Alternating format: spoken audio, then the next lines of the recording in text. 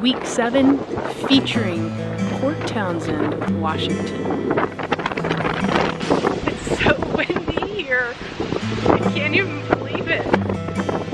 Literally, Port Townsend.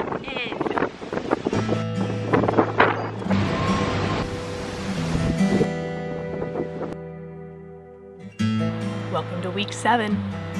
We are in Port Townsend, Washington, all the way along the northern coast of Washington State. It's quite stormy this weekend.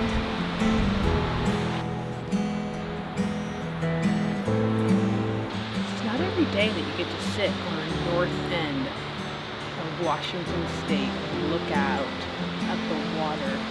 Boats passing by. That's what writing retreats are all about. It's going to places you've never been, allowing yourself to open your mind and imagine. That's what we're going to talk about writing. Week 7 is all about writing.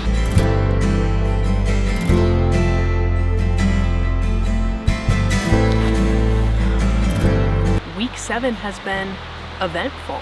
Calories are super low, 1,700 on another road trip. Had to pack all my food and tell everybody what I was eating, which is always kind of an uncomfortable conversation, but we do it anyway. Writing retreat and fat loss phase.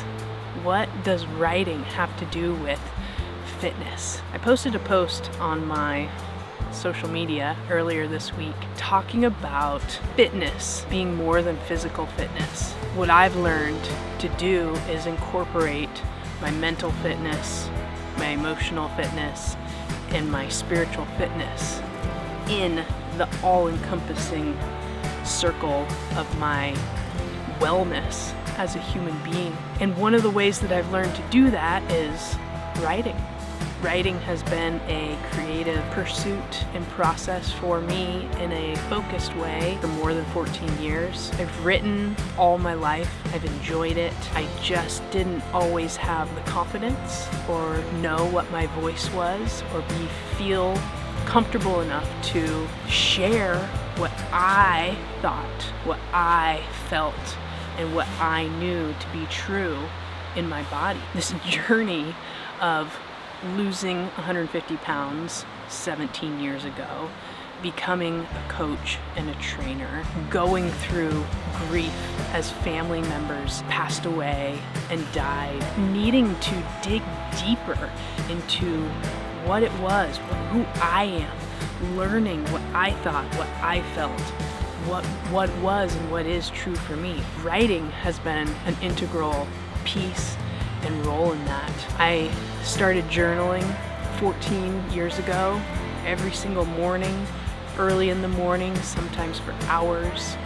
The journaling turned into writing prose and pieces and poetry, noting things that I found in my day. During those years when I was grieving and I'd read books, spiritual books, accounts of other people's experiences with death and the loss of loved ones. And there was poignant moments in those books that I read, accounts where in the grief, I just felt so alone. I just didn't know how to heal that broken heart.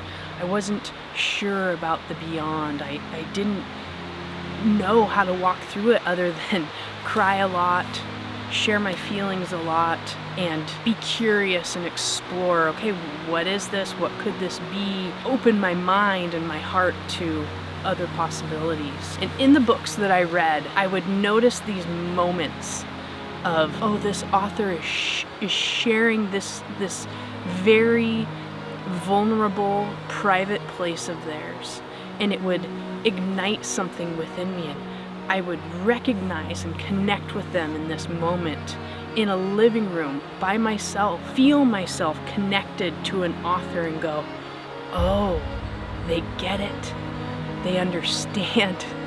I'm not alone. And these moments were rare and they were treasured. When I found them, I treasured them for myself and said, oh my gosh, these authors are just on it.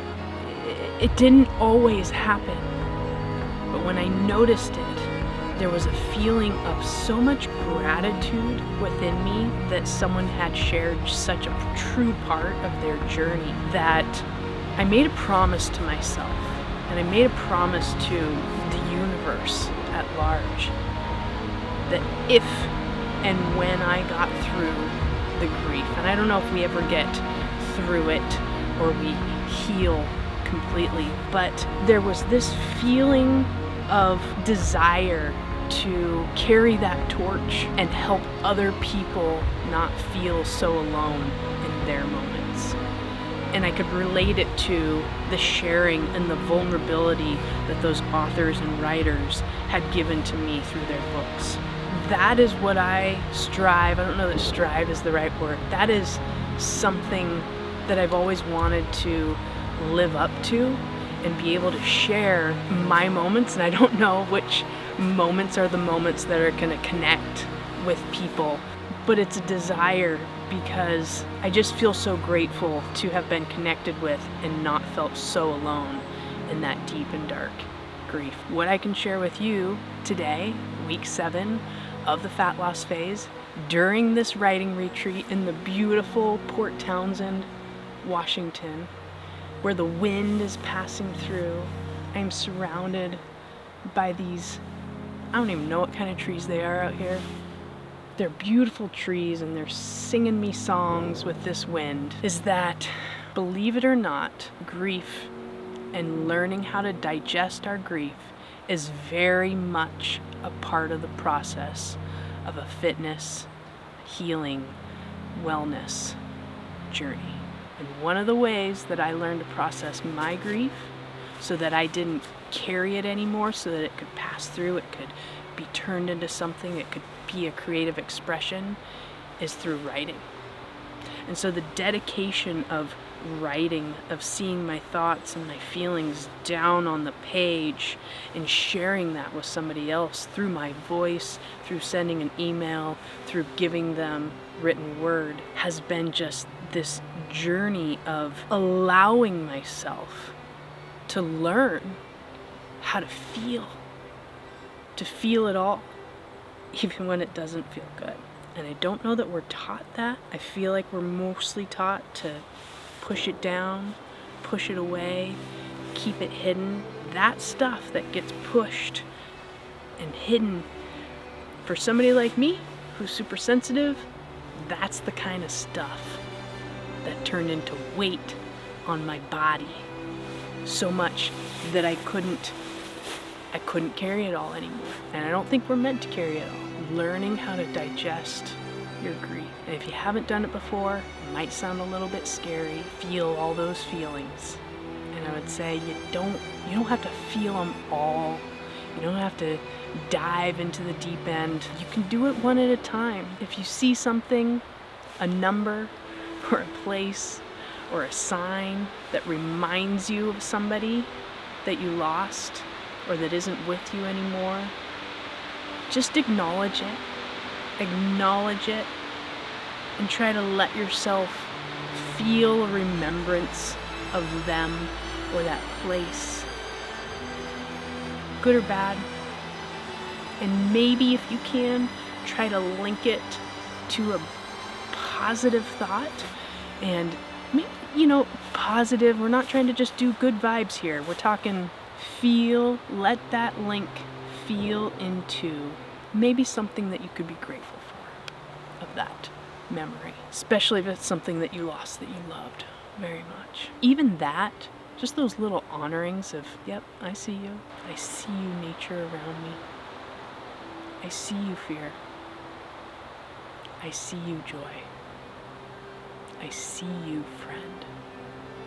I see you. And in the seeing, when you allow yourself to see and acknowledge, you allow yourself to be seen. And there's a beauty in that, in allowing yourself to be seen. There's more love, more freedom, more creativity, more expression, more intuition, more depth into the human being that you are. It's all within you. It really is. So do we dig for it? Do we write about it? Do we sing about it? Do we play about it? Do we get it out? Do we let it out as a joyous sound? Do we let ourselves be human? Do we let ourselves grieve, and grieve deeply and grieve well? This is your invitation, if you've made it this far in the series and this video, to digest your grief. You can even just start by writing things down on a piece of paper. And if you need to learn how to let it go, really simple. Write it all down on a piece of paper, look at it, acknowledge it, tear that piece of paper up. Watch it disperse and dispel. You know, I did that one time at the top of a mountain in Salt Lake City, Utah. I might have been littering, so we'll kind of maybe forget that part, but I was in some deep grief, so I tore this piece of paper up because I didn't want any of the things that were on it to be true. And I said, I am not holding any of the truth of this piece of paper within my body, within the cells of me. And I threw it up into the air. And as I threw it from the top of this mountain up into the air, in the very same moment, hundreds of white butterflies came up from the bushes in front of me. And I couldn't tell what was paper and what was white butterflies. And then they flew away and it all dispersed. Moments like that. No words. No words. I don't know if my weight really matters this week. I don't know if the calories really matter. I've weighed in, I've stayed on top of my calories and my macros.